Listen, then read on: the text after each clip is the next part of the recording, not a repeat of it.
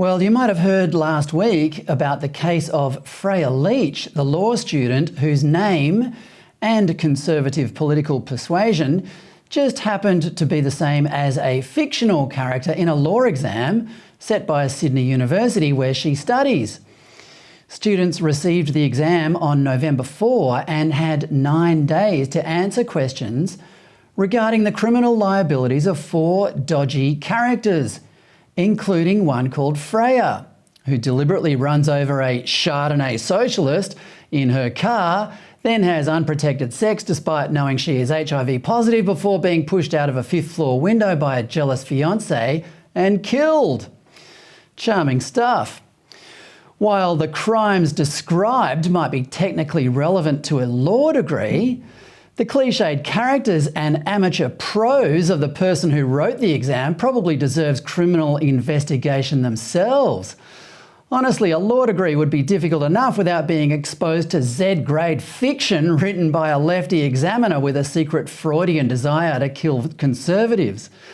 All that aside though, as soon as the exam was released, students started posting offensive comments about Freya somehow representing Leach to an anonymous Facebook page. Leach is well known on Sydney University campus as a conservative, which is brave enough given the wokeness of university campuses these days. Her complaint to the faculty was ignored, so exercising more bravery than her anonymous critics will ever understand, she went to the media last week, and as a result the exam was widely distributed, compromising its integrity, and the university was forced to withdraw it. And this is where the case gets even worse.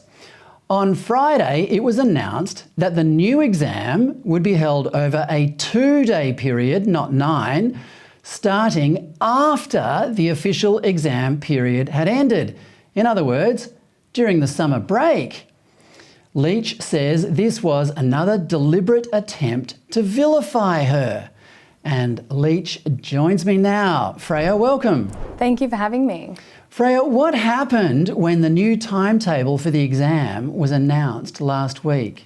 I mean, frankly, it was just an onslaught of online abuse. It was quite difficult to see your peers posting often slanderous and frankly untrue things about you behind the security of anonymity on social media. So that was very, very tough.